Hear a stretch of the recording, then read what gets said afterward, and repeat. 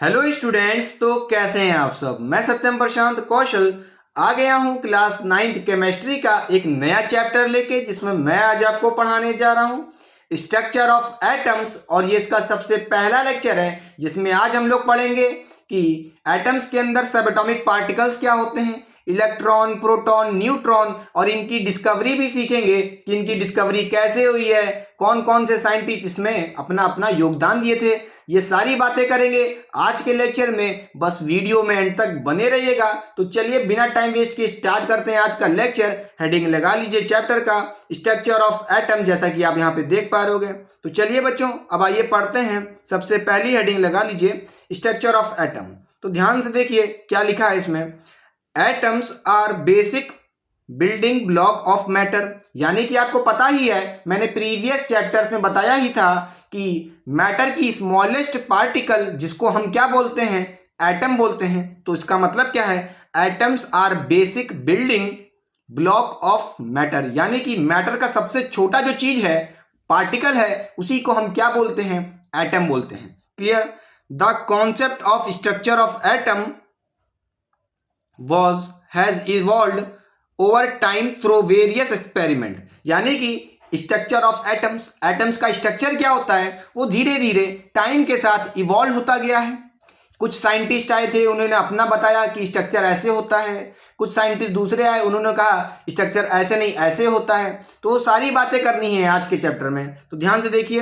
And theories proposed by scientist such as Dalton, Thomson, Rutherford and Bohr. ये scientist थे जिन्होंने क्या बताया था, स्ट्रक्चर ऑफ एटम्स के बारे में बताया था कि एटम का स्ट्रक्चर कैसा होता है। ये सारी बातें इन साइंटिस्ट ने अपने अपने दिमाग के हिसाब से बताई थी बेटा। तो चलिए देखते हैं पहले। The structure of an atom comprise a positively charge nucleus containing proton and neutron. यानी कि हम कह सकते हैं स्ट्रक्चर ऑफ एटम कंप्राइज होता है किसका, पॉजिटिवली चार्ज न्यूक्लियस। भाई एटम के अंदर एक छोटा सा अंदर सेंटर पार्ट होता है, उसको बोलते हैं न्यूक्लियस, जो कंटेन करता है प्रोटॉन और न्यूट्रॉन को। ठीक है। Surrounded by negatively charge electron arranged in a orbital. यानी कि उस न्यूक्लियस के अगल बगल कौन होते हैं, इलेक्ट्रॉन होते हैं। क्लियर। और वो इलेक्ट्रॉन कहाँ पाए जाते हैं, अपनी ऑर्बिटल्स पे पाए जाते हैं।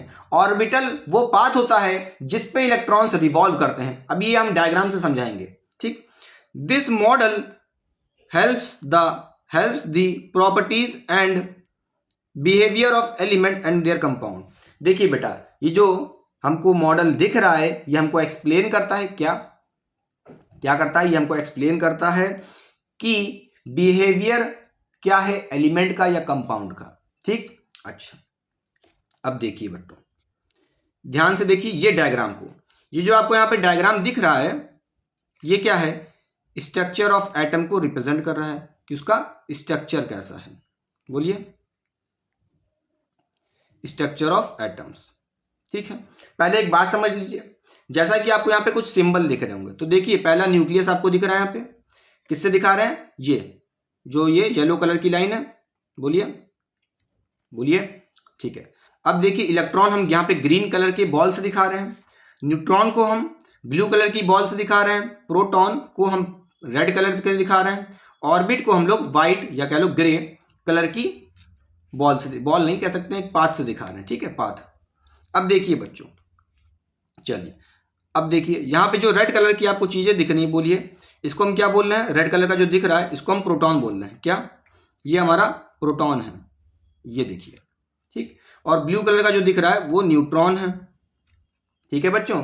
और ये गोला बना है, बोलिए येलो कलर का, ये इसको हम क्या बोल रहे हैं, न्यूक्लियस बोल रहे हैं। ठीक है, न्यूक्लियस। यानी कि न्यूक्लियस एटम का सेंट्रल पार्ट है, जिसके अंदर इलेक्ट्रॉन नहीं, प्रोटॉन और न्यूट्रॉन रहते हैं। कौन रहता है, इलेक्ट्रॉन्स न्यूक्लियस के अंदर नहीं रहते हैं, सिर्फ प्रोटॉन एंड न्यूट्रॉन कहां रहते हैं, न्यूक्लियस के अंदर। ठीक है, पक्का। चलिए अब देखिए, इलेक्ट्रॉन की बात करें तो ये आपको इलेक्ट्रॉन दिख रहा है बच्चों, ये कैसा है, बोलिए ग्रीन कलर का दिख रहा है। अच्छा, और ये आउटसाइड द न्यूक्लियस है, और ये आपको ग्रीन कलर का क्या दिख रहा है, इलेक्ट्रॉन दिख रहा है। और ये जो बोलिए रास्ते दिख रहे हैं, बोलिए एलिप्टिकल जो ये पाथ दिख रहा है, सर्कुलर सर्कुलर हर जगह, वो ऑर्बिट है, जैसा कि आप यहाँ पे देख पा रहे हो। ये क्या है बच्चों, आपका ऑर्बिट है, ठीक है। और इसी ऑर्बिट पे इलेक्ट्रॉन्स रिवॉल्व करते हैं। जो ये आपको इलेक्ट्रॉन्स दिख रहे हैं बच्चों, ये रिवॉल्व करते हैं, गोल गोल घूमते हैं। क्लियर? बोलिए समझ में आया कि नहीं आया? पक्का? अच्छा, अब देखिए बच्चों, हम अपने आप से कुछ बातें लिखते हैं जो आपके लिए इंपॉर्टेंट है, याद करने के लिए आसान होगा। तो देखिए, अगर हम बात करें एटम की, अगर हम बात करें एटम के स्ट्रक्चर की, तो आप क्या कहोगे? एटम के स्ट्रक्चर की तो आप क्या कहोगे? आप यही कहोगे कि हमारे पास क्या है, एक तो ऑर्बिट्स दिख रही हैं इसके अंदर, जो पाथ है जिसपे इलेक्ट्रॉन रिवॉल्व कर रहा है, एक तो ऑर्बिट्स है बेटा, और एक तो शेल, इसी का दूसरा नाम होता है शेल, कह सकते हो, ठीक है। ऑर्बिट का ही दूसरा नाम है शेल, जिसपे इलेक्ट्रॉन रिवॉल्व करता है। क्लियर? तो हम कह सकते हैं ऑर्बिट क्या है, बोलिए,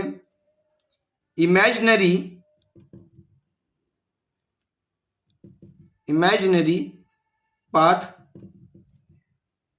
ऑन विच इलेक्ट्रॉन रिवॉल्व, ठीक है। ऐसा इमेजिनरी पाथ जो हमने मान लिया है, ऐसा दिखता थोड़ी ना होगा, इमेजिनरी पाथ जिसपे एक इलेक्ट्रॉन रिवॉल्व करता है। क्लियर? बोलिए, और रिवॉल्व किसके अराउंड करता है? न्यूक्लियस के अराउंड करता है। क्लियर? पक्का? न्यूक्लियस के बाहर होता है, आउटसाइड होता है। अच्छा, और दूसरा क्या होता है पार्ट, हम कह सकते हैं वो होता है सब एटॉमिक पार्टिकल्स। क्या? कुछ सब एटॉमिक पार्टिकल्स भी हैं, सब एटॉमिक पार्टिकल्स। अब ये पार्टिकल्स क्या क्या होंगे, इसके अंदर क्या क्या आएगा, तो ध्यान से देखिए। पहला होता है P फॉर प्रोटॉन बच्चों, और N फॉर न्यूट्रॉन होता है, और E फॉर इलेक्ट्रॉन होता है। ठीक, फिर बोलता हूं, P for proton, N for neutron, E for electron. ठीक, जो प्रोटॉन होता है बच्चों, वो कैसा होता है? पॉजिटिवली चार्ज होता है। ठीक है, कैसा होता है? पॉजिटिवली चार्ज होता है। न्यूट्रॉन यानी कि न्यूट्रल है, इसके पास कोई भी चार्ज नहीं, नील चार्ज, यानी कि चार्ज जीरो होता है। इलेक्ट्रॉन की बात करें तो भाई उस पर चार्ज नेगेटिव होता है। अब कितना चार्ज होता है वो बाद में बात करेंगे, चार्ज का नेचर कैसा है। प्रोटॉन पॉजिटिवली चार्ज होता है, इलेक्ट्रॉन नेगेटिवली चार्ज होता है पार्टिकल। क्लियर? अच्छा, और नोट करिएगा, प्रोटॉन और न्यूट्रॉन मिलके क्या बनाते हैं? प्रोटॉन प्लस न्यूट्रॉन क्या बनाते हैं? न्यूक्लियस बनाते हैं। क्या बनाते हैं? न्यूक्लियस बनाते हैं। ठीक है, अब बताइए न्यूक्लियस कैसा होगा, पॉजिटिवली कि नेगेटिव? देखिए न्यूक्लियस के अंदर क्या क्या है, प्रोटॉन है और न्यूट्रॉन है। न्यूट्रॉन के वजह से कोई भी चार्ज नहीं होगा, तो इस न्यूक्लियस पे चार्ज किसकी वजह से आएगा? प्रोटॉन की वजह से, क्योंकि proton plus neutron is equal to nucleus बेटा। ठीक है, तो प्रोटॉन का चार्ज पॉजिटिव होता है, तो न्यूक्लियस का चार्ज भी पॉजिटिव होगा। क्लियर? तो यहां पे हम कह सकते हैं कि पॉजिटिव चार्ज होगा न्यूक्लियस का भी। ठीक है, क्योंकि प्रोटॉन का चार्ज पॉजिटिव है। क्लियर? इलेक्ट्रॉन तो न्यूक्लियस के बाहर ही होते हैं। अब हम क्या करते हैं, अपना खुद का एक स्ट्रक्चर बनाते हैं जो आपको और अच्छे से क्लियर हो जाएगा कि एटम का स्ट्रक्चर कैसा होता है। तो देखिए बच्चों, मान लीजिए ये हमारा सेंट्रल पार्ट न्यूक्लियस है। ठीक, और इस न्यूक्लियस के अंदर क्या होगा? दो चीज होगी, आपको पता है, एक तो प्रोटॉन और एक तो बच्चों न्यूट्रॉन। ठीक, इस न्यूक्लियस के सराउंडिंग में क्या होगा? इलेक्ट्रॉन्स के लिए ऑर्बिट्स होंगी। बोलिए, ऑर्बिट्स होंगी। ऑर्बिट यानी कि शेल, दोनों का मतलब एक है। अब इस ऑर्बिट पे या कह लो इस शेल पे इलेक्ट्रॉन्स रिवॉल्व करते हैं। क्या करते हैं? इलेक्ट्रॉन्स रिवॉल्व करते हैं। ऐसे कई सारे इलेक्ट्रॉन्स होंगे इस ऑर्बिट पे बेटा। ठीक है, अब इस ऑर्बिट पे कितने इलेक्ट्रॉन्स होंगे, कितने ज्यादा हो सकते हैं, कम हो सकते हैं, ये सब बाद में बात करेंगे, आगे सीखेंगे। ठीक है, अब देखिए बच्चों, ये इलेक्ट्रॉन्स इस ऑर्बिट पे, इस इमेजिनरी पाथ पे रिवॉल्व करेगा। क्या करता है? रिवॉल्व करता है, और इसको हम क्या बोलते हैं? शेल बोलते हैं, या कह लो ऑर्बिट बोलते हैं। ठीक बच्चों, न्यूट्रॉन प्लस प्रोटॉन क्या बनाएगा, ये हमारा न्यूक्लियस हो गया। लीजिए हमने सरल वाला डायग्राम बना दिया जो आपको याद करने के लिए इजी होगा। P फॉर प्रोटॉन है, N फॉर न्यूट्रॉन है, E फॉर इलेक्ट्रॉन है। क्लियर? तो ये स्ट्रक्चर भी आप याद कर सकते हैं बड़े आराम से, इजी है। आगे बढ़े, पक्का? चलिए अब आइए बच्चों बात करते हैं, हमने पढ़ा प्रोटॉन, न्यूट्रॉन, इलेक्ट्रॉन। अब धीरे धीरे इन सब एटॉमिक पार्टिकल्स की डिस्कवरी के बारे में पढ़ना है कि ये डिस्कवर कैसे हुए थे, किसने डिस्कवर किया था। ये क्वेश्चन आपके एग्जाम्स में क्लास 9th में पूछा जा सकता है, बहुत ही इंपॉर्टेंट है, तो ध्यान से पढ़िएगा, ईमानदारी से देखिए बच्चों। अगर हम बात करें डिस्कवरी ऑफ इलेक्ट्रॉन की, तो the existence of electron in an atom was shown by J Thomson in 1897। यानी कि डिस्कवरी ऑफ इलेक्ट्रॉन किसने की थी, जे थॉमसन ने की थी। कब की थी, 1897। तो ये बात ध्यान दीजिएगा, क्या पहला डिस्कवरी किसने की है, जे थॉमसन ने की है, और ये ईयर भी बहुत इंपॉर्टेंट है। यहां दोनों से क्वेश्चन बन सकता है कि डिस्कवरी किसने की है और कब हुई थी। क्लियर? अच्छा, अब आइए बात करते हैं जरा, ये डिस्कवरी ऑफ इलेक्ट्रॉन कैसे हुई थी, कौन सा एक्सपेरिमेंट किया था जे थॉमसन ने। भैया उसके लिए उन्होंने क्या किया था, बोलिए, cathode ray experiment, cathode ray experiment किया था। इसके बारे में अब हमें डिटेल में पढ़ना है। ठीक बच्चों, कोई दिक्कत नहीं। अब आइए पढ़ते हैं कैथोड रे एक्सपेरिमेंट क्या होता है, उसके ऊपर ये पहले से ही कुछ पॉइंट लिखे हैं। ठीक, अच्छा, और वो एक्सपेरिमेंट की कुछ भैया डायग्राम्स दिखा दूं, पहले वो समझ लेते हैं, तब समझेंगे कि ये पॉइंट्स क्या कहना चाहते हैं, डिस्कवरी ऑफ इलेक्ट्रॉन कैसे हुई, और ये पॉइंट्स जो लिखे हैं तब समझेंगे, तब अच्छे से समझ में आएगा। अब देखिए बच्चों, ये जो आप पढ़ने जा रहे हैं अब कि इलेक्ट्रॉन की डिस्कवरी कैसे हुई थी, कैथोड रे एक्सपेरिमेंट किया गया था। ठीक है, अब कैथोड रे एक्सपेरिमेंट क्या होता है, इस डायग्राम से पहले समझिए बच्चों, पहले ये डायग्राम दिखा देते हैं आपको, तब वो पॉइंट्स क्लियर करेंगे। पहले अच्छे से अपनी कॉपी में बना लीजिए, अच्छे से वीडियो को पॉज करके ईमानदारी से 2-3 मिनट देख लीजिए, सारे टर्म्स क्लियर कर लीजिए, फिर मैं ऊपर खुद से बना करके आपको एक्सप्लेन करूंगा। ठीक है, देख लीजिए, बढ़े आगे, चलिए ऊपर चलते हैं। जो आपने देखा कैथोड रे एक्सपेरिमेंट वाली डायग्राम, अब मैं उसको सिंप्लीफाई करके वैसा ही नहीं बनाऊंगा, वरना वैसा ही बना दिया फिर समझ में नहीं आएगा, इतना कॉम्प्लिकेट हो जाएगा। मैं आपको एक सिंप्लीफाइड वर्जन दिखाता हूं इसका बना करके, फिर समझाऊंगा कि ये एक्सपेरिमेंट कैसे हुआ था, ये सारी बातें करेंगे। तो देखिए बच्चों, अब क्या करना हमें, ये डायग्राम बनाना खुद से। तो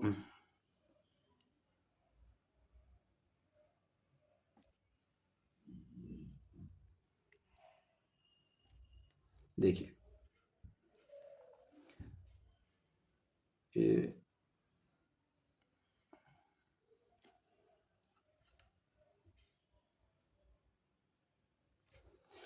तो देखिए जो जो बनाते जा रहे हैं उसको ध्यान से सुनते जाइएगा। जो ब्लू कलर का हमने डिब्बा बनाया है बच्चों, ये हमारा कैथोड, क्या है, कैथोड है, इसको क्या बोलते हैं, कैथोड। अब आपको पता होगा ना बैटरी के अंदर क्या होता है, 2 इलेक्ट्रोड होते हैं, एक कैथोड और एक एनोड। जो कैथोड होता है वो कैसा होता है, नेगेटिवली चार्ज होता है, तो यहाँ पे इस पे कैसा चार्ज होगा, नेगेटिव चार्ज होगा। ठीक है, तो ये हमने कैथोड बना लिया। इस कैथोड के अंदर क्या होता है बच्चों, एक, बोलिए, एक एलिमेंट होता है और ये एक हीटिंग एलिमेंट है। क्या है, ये एक हीटिंग एलिमेंट है इसके अंदर, या कह सकते हो एक हीटर है। ठीक, बोलिए, अच्छा, और ये हमारा कैथोड हो गया। अब एनोड की बारी है, एनोड कुछ ऐसा होता है, यहां पे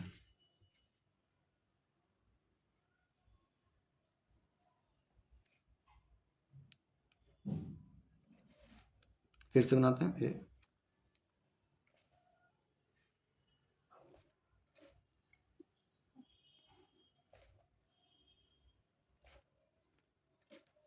ठीक है, और फिर ये हमारी होती है। अब देखिए, ये हमारा हो गया बच्चों, क्या बता देते हैं, सबकी लेबलिंग करो। ये हमारे हो गए 2 एनोड, और भी एनोड्स होते हैं, अब मैं सिंप्लीफाई वर्जन बना रहा हूं ना। तो ये हमारा हो गया एनोड, जो होता है पॉजिटिव, ठीक, आपको पता है पॉजिटिवली चार्ज होता है। अब देखिए बच्चों, और ये हमारी होती है फ्लोरोसेंट स्क्रीन। क्या होती है? फ्लोरोसेंट, स्पेलिंग मिस्टेक हो जाए माफ कर दीजिएगा, स्क्रीन होती है, ठीक। होता क्या है, आप सुनिए बच्चों, जब भी इस कैथोड पे क्या करते हैं, पोटेंशियल देते हैं, हाई पोटेंशियल देते हैं, तो क्या होता है, आपको पता है बैटरी में दो चीज होती है, कैथोड एनोड, क्लियर। तो बैटरी के अंदर भी आपने देखा होगा कि इलेक्ट्रॉन्स ट्रेवल करते हैं कैथोड से एनोड की तरफ, नेगेटिव टर्मिनल से निकलते हैं, भाई कैथोड है, कैथोड के पास क्या होगा, भारी मात्रा में इलेक्ट्रॉन्स होंगे क्योंकि नेगेटिवली चार्ज है, क्योंकि इलेक्ट्रॉन्स कैसे होते हैं, नेगेटिवली चार्ज होते हैं। तो इलेक्ट्रोड्स सॉरी कैथोड के अंदर से क्या निकलेंगे, इलेक्ट्रॉन्स निकलेंगे, ठीक है, क्लियर। अच्छा, तो ये इलेक्ट्रॉन्स निकलेंगे। चलिए पहले यहां से हम कैथोड से, जब हीटर ऑन होगा तो भैया हाई वोल्टेज देंगे, तो यहां से क्या होगा, देखिए इलेक्ट्रॉन्स ऐसे ऐसे निकलेंगे और इस फ्लोरोसेंट स्क्रीन पे गिरेंगे। कहां गिरेंगे, फ्लोरोसेंट स्क्रीन पे टच करेंगे, ठीक। और ये जो आपको दिख रहा है, ये जो इलेक्ट्रॉन दिख रहा है, ये इलेक्ट्रॉन की बीम है बेटा। बीम यानी कि कई सारे इलेक्ट्रॉन्स एक के आगे पीछे जा रहे हैं, ठीक है, तो क्या दिखेगा, कुछ रे जैसा दिखेगा, तो रे यानी कि बीम, ठीक है। तो हम कह सकते हैं ये इलेक्ट्रॉन बीम दिख रही है। क्या, ब्लू कलर ले लेते हैं, ब्लू कलर से लिखते हैं इलेक्ट्रॉन बीम बच्चों, ठीक है। और इसी इलेक्ट्रॉन बीम को हम क्या बोलते हैं भैया, कैथोड बोलते हैं। क्या बोलते हैं, कैथोड बोलते हैं, कैथोड रे बोलते हैं, कह लो, ठीक है, क्लियर। यानी कि एक बात तो तय है, ये कैथोड रे क्या है, यही हमारी इलेक्ट्रॉन है बच्चों। क्या है, इलेक्ट्रॉन की बीम है, ठीक है। तभी तो बोला गया है कैथोड रे एक्सपेरिमेंट। क्या ये बात समझ में आई कि नहीं, क्लियर। अब इनका बिहेवियर क्या है कैथोड रे का, ये सारी बातें करनी है। अब देखिए, समझ गए पक्का इस डायग्राम को? अच्छा, अब चलिए पढ़ते हैं इन सारे पॉइंट्स को जो लिखे हैं। J Thomson discovered the existence of electron. J Thomson ने क्या किया था, एग्जिस्टेंस ऑफ इलेक्ट्रॉन, कि भाई इलेक्ट्रॉन एग्जिस्ट करते हैं, ये एक्सपेरिमेंट किया था, ठीक है, डिस्कवर किया था। ही did this using the cathode ray tube. ये जो आपको पूरा स्ट्रक्चर दिख रहा है, ये कैथोड रे ट्यूब है, ठीक, which is a vacuum sealed tube with a cathode and anode on one end and created a beam of electrons traveling towards the other end of tube बेटा, ठीक है। आपने देखा कि कैथोड से क्या निकल रहे हैं, इलेक्ट्रॉन्स की बीम निकल रही थी। देखिए फिर से दिखा देता हूं रेड कलर से, ये देखिए बच्चों, ऐसे ऐसे बीम निकल रही थी इलेक्ट्रॉन्स की, क्लियर, कैथोड से एक एंड से दूसरे एंड की तरफ, क्लियर, बोलिए। और एक बात याद रखिएगा, इस ट्यूब के अंदर, इस कैथोड ट्यूब के अंदर बच्चों क्या है, हर जगह क्या क्रिएटेड है, वैक्यूम क्रिएट है। कहां लिखे, जगह नहीं दिख रही, ये देखिए सब जगह क्या है, वैक्यूम है। वैक्यूम यानी कि कोई भी मीडियम नहीं है अंदर, एयर भी नहीं है। स्पेलिंग ना गलत जाए, डबल सी होता है, डबल यू कर लो, ठीक है, जो भी हो वैक्यूम लिख लेना यार। चलिए समझ गए, चलिए फिर से रीड करते हैं क्या कर रहा है। He did this using the cathode ray tube which is a vacuum sealed tube, यानी कि ये ट्यूब के अंदर क्या है, वैक्यूम है, कोई भी एयर नहीं है, विथ अ कैथोड, और उसके अंदर कैथोड है और एनोड है, ऑन वन एंड बेटा। फिर क्या कर रहा है, that creates a beam of electron travelling towards the other and. Cathode यहां पे क्या कर रहा है, इलेक्ट्रॉन की बीम को क्रिएट कर रहा है, ठीक है, और जो ट्रेवल कर रही है दूसरे एंड की तरफ, clear. The air inside the chamber is subjected to a high voltage. जो आपको यहां पे एयर दिख रही है inside the chamber, heating chamber, अंदर हीटिंग चैम्बर की बात हो रही है, हीटिंग चैम्बर, ये जो दिख रहा है हीटर चैम्बर, ये उसके अंदर की बात हो रही है। The air inside the heating chamber, sorry, the air inside the chamber यानी कि हीटर वाला समझ लो, is subjected to a high voltage, उसको हाई वोल्टेज दिया गया है, and electricity flow through the air the negative electrode to the positive electrode. यानी कि नेगेटिव कौन है, कैथोड और पॉजिटिव कौन है, एनोड।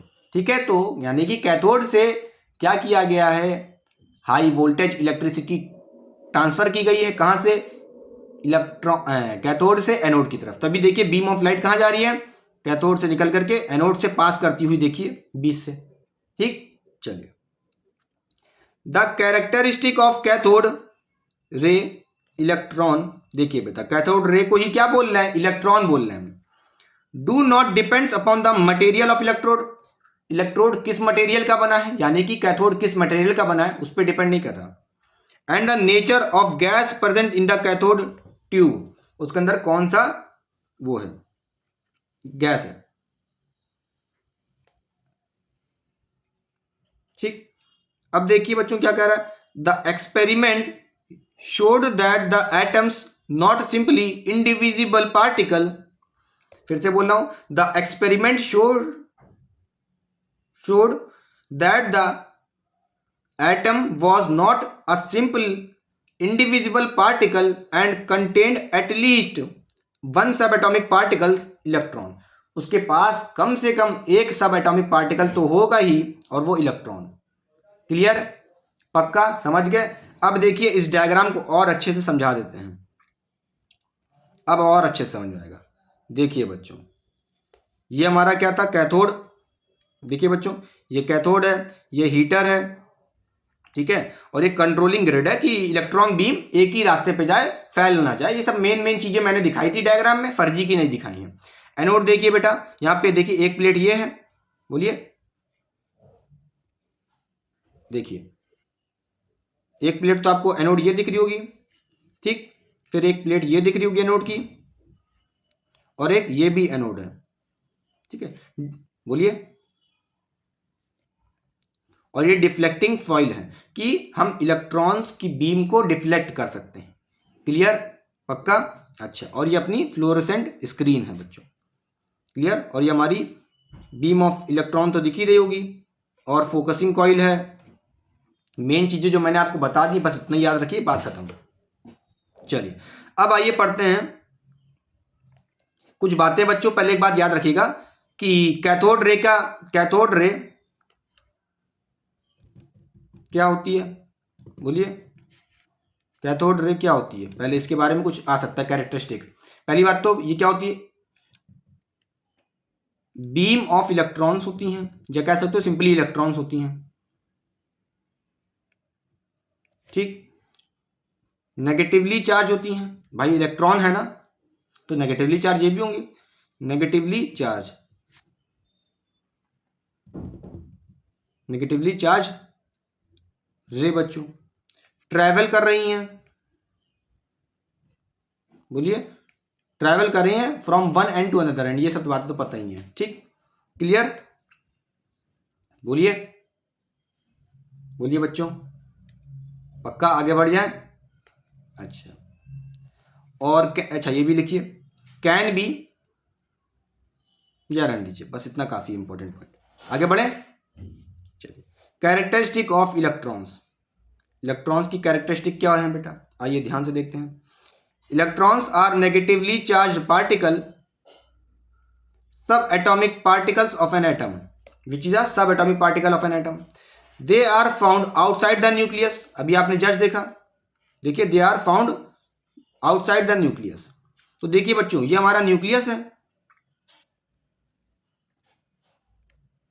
और देखिए इस न्यूक्लियस के बाहर पे ये हमारे इलेक्ट्रॉन्स पाए जा रहे हैं, ठीक है, outside the nucleus. The mass of electron कितना होता है बेटा, याद कर लीजिए। अब ये वैल्यू वाली चीजें बहुत इंपॉर्टेंट है आगे के लिए बेटा, क्लास 11 के लिए भी, 12th के लिए भी आगे काम आएंगी बेटा, ये सब क्लास 10th में भी। तो मास ऑफ इलेक्ट्रॉन कितना होता है, बोलिए, 9 × 10⁻³ kg। Charge on one electron कितना होता है, बोलिए, 1.6 × 10⁻⁻19 कूलम्ब। कूलम्ब क्या है, चार्ज की एसआई यूनिट है, सी फॉर कूलम्ब, ठीक है। अच्छा, रिलेटिव चार्ज कितना होता है इलेक्ट्रॉन पे, रिलेटिव चार्ज बेटा वो हम कह सकते हैं ओवरऑल चार्ज, या कह सकते हो फ्रैक्शनल चार्ज, कितना, -1। द सिंबल ऑफ इलेक्ट्रॉन क्या होता है, स्मॉल ई, और उस पर एक नेगेटिव चार्ज, क्योंकि माइनस चार्ज होता है ना उस पर। Electrons are extremely extremely small, यानी कि ये बहुत ही स्मॉल होते हैं। और जो इनका मास है बच्चों, देखिए मास जो इनका जो दिख रहा है, बोलिए 9 इंटू 10 की पावर माइनस 31, ना के बराबर, नेग्लिजिबल मास। समझ रहे हो क्या? Negligible mass as compare to proton और न्यूट्रॉन, उनके कंपैरिजन में बहुत कम मास होता है। क्लियर? और बहुत ही एक्सट्रीमली स्मॉल होते हैं। ठीक, चलिए अब हमने इलेक्ट्रॉन पढ़ लिया है। अब आइए बात करते हैं प्रोटॉन की बच्चों, कि प्रोटॉन की कहानी क्या थी, उन्होंने क्या किया। चलिए देखते हैं। Proton was found at early stage of investigation of atomic structure. बहुत ही अर्ली स्टेज में इसका प्रेडिक्शन या कह सकते हो फाउंड, इसको ढूंढ लिया गया था। कैसे? देखिए, English chemistry William proud gave the proud hypothesis, उन्होंने एक प्राउट हाइपोथेसिस दी थी इन 1815। बेटा ये सब ज्यादा इंपॉर्टेंट नहीं है। In which he proposed that all atoms composed of hydrogen atom, हर एटम हाइड्रोजन एटम का बना होता है, इनके हिसाब से इन्होंने बोला था अपनी प्राउट हाइपोथेसिस में। ठीक है, he called these hydrogen atoms protyles. क्या बोलते थे उनको? प्रोलाइट्स बोलते थे। आज के समय में हम हाइड्रोजन एटम को क्या बोलते हैं? प्रोटॉन्स बोलते हैं। पहले के समय में ये क्या बोलते थे? प्रोलाइट्स। तो ये कुछ कुछ प्रोटॉन की तरफ पहुंच रहे थे, उसकी डिस्कवरी के बहुत क्लोज थे। क्लियर? तो देखिए, although it was disapproved by various other discoveries, कई सारी फर्दर डिस्कवरी हुई, तो ये जो इनकी हाइपोथेसिस थी, बोलिए प्राउट हाइपोथेसिस, जिसमें उन्होंने क्या बोला था कि all atom comprise of hydrogen atom, ये बात गलत साबित कर दी गई थी ड्यू टू वेरियस डिस्कवरी। कई सारी डिस्कवरी हुई थी जो इस बातों को डिसअप्रूव कर दी थी। क्लियर? चलिए, and experiment later but set and fundamental base of discovery of सब एटॉमिक पार्टिकल, मतलब इनके एक्सपेरिमेंट ने भले ही फेल तो हो गया, but set a fundamental base for the discovery of several of various सब एटॉमिक पार्टिकल। क्लियर? पहुंच नहीं पाए थे, मगर कुछ हिंट दे दिए थे, जिससे अदर साइंटिस्ट प्रोत्साहित हो गए और उन्होंने भी अपनी अपनी डिस्कवरी स्टार्ट कर दी प्रोटॉन्स के लिए। फिर देखिए, then in 1886 German physicist Eugene Goldstein, Goldstein नाम ही इनका क्या है? गोल्डस्टीन, बहुत अमीर होंगे ये। ठीक है, देखिए, carried out the modified cathode tube, cathode ray tube, modified cathode ray tube, उसी का मॉडिफाइड वर्जन लाया। एक्सपेरिमेंट जो आपने अभी जस्ट पढ़ा था, in which he used the electric discharge in a modified discharge tube with a perforated cathode. In his experiment, he discovered the positively charged ray. He named the canal ray. इन्होंने क्या किया? उस रे को canal रे name दिया। बेटा, canal रे was also known as anode रे, क्योंकि ये एनोड से निकलती थी। जैसे आपने पहले देखा था कैथोड रे, तो वो कहां से निकलती थी? कैथोड से निकलती थी, बोलिए एमिट होती थी। और यहां पे इन्होंने अपनी रे को नाम दिया कैनाल रे। क्या दिया? कैनाल रे। और कैनाल रे नाम क्यों दिया तो खुद सोचिएगा, भी बताएंगे आगे। ठीक है, कैनाल रे ऑल्सो नोन एज एनोड रे, इसको हम एनोड रे भी बोलते हैं, क्योंकि भाई ये रेस कहां से निकल रही हैं? एनोड से निकलेंगी इस बार। ठीक है, और याद रखना, कैनाल रे कहूं या इसी का दूसरा नाम एनोड रे। एनोड रे इसलिए कह रहे हैं क्योंकि ये कैनाल रे कहां से निकल रही है? बोलिए एनोड से निकल रही है। कौन से इलेक्ट्रोड से? एनोड वाले। ठीक बच्चों? अच्छा, और याद रखिएगा ये कैसी होती है? पॉजिटिवली चार्ज होती हैं। क्या होती हैं? पॉजिटिवली चार्ज होती हैं, यानी कि प्रोटॉन की तरफ संकेत कर रही है, क्योंकि प्रोटॉन भी पॉजिटिव होते थे। इससे पहले हमने देखा था कैथोड रे, या उसको हम बोलते थे बीम ऑफ इलेक्ट्रॉन, वो नेगेटिवली चार्ज होता था और वो कैथोड से निकलता था, इसलिए उसको बोले थे कैथोड रे। ये एनोड से निकल रहा है, इसलिए हम इसको बोल रहे हैं एनोड रे, और इसी का दूसरा नाम कह सकते हो कैनाल रे, जो फेमस था। ठीक है, कैनाल रे। और इन्हीं के नाम पे इन्होंने एक्सपेरिमेंट रखा था, कैनाल रे एक्सपेरिमेंट। कौन सा एक्सपेरिमेंट था ये? बोलो, डिस्कवरी ऑफ प्रोटॉन के लिए बोलिए, कैनाल रे एक्सपेरिमेंट। ठीक है, कैनाल रे एक्सपेरिमेंट। ठीक बच्चों, क्लियर? अच्छा, और ये एक्सपेरिमेंट, कैनाल रे एक्सपेरिमेंट किसने दिया था? गोल्डस्टीन ने दिया था। कौन से साइंटिस्ट? गोल्डस्टीन, वो WWE वाले नहीं, गोल्डस्टीन। गोल्डस्टीन था कि क्या था? हाँ शायद था कोई एक। ठीक है, चलिए, जो देखते होंगे उनको पता होगा। पक्का समझ गए? अच्छा, आगे बढ़े। और ये जो एक्सपेरिमेंट था कैनाल रे एक्सपेरिमेंट, ये कुछ सिमिलर लगभग किससे था? कैथोड रे एक्सपेरिमेंट के जैसा ही था। बस वहां पे कैथोड से रे निकल रही थी, यहां पे एनोड से रे निकलेंगी। क्लियर? चलिए आगे बढ़ते हैं। अब देखिए, कैरेक्टरिस्टिक ऑफ प्रोटॉन्स, फिर पढ़ेंगे प्रोटॉन्स की डिस्कवरी कैसे हुई, उसका एक्सपेरिमेंट पढ़ेंगे। देखिए बच्चों, मास ऑफ प्रोटॉन कितना है भाई? 1.6 इंटू 10 की power -27 kg। Clear? Charge on proton कितना है? जितना चार्ज आपने पढ़ा था इलेक्ट्रॉन के ऊपर, सेम मैग्नीट्यूड का चार्ज प्रोटॉन पे भी होता है। कितना? 1.6 इंटू 10 की पावर -19 कूलम। बस इलेक्ट्रॉन पे नेगेटिव चार्ज, प्रोटॉन पे पॉजिटिव चार्ज लेना। क्लियर? पक्का? मगर मैग्नीट्यूड वैल्यू वाइज दोनों पे चार्ज सेम होता है।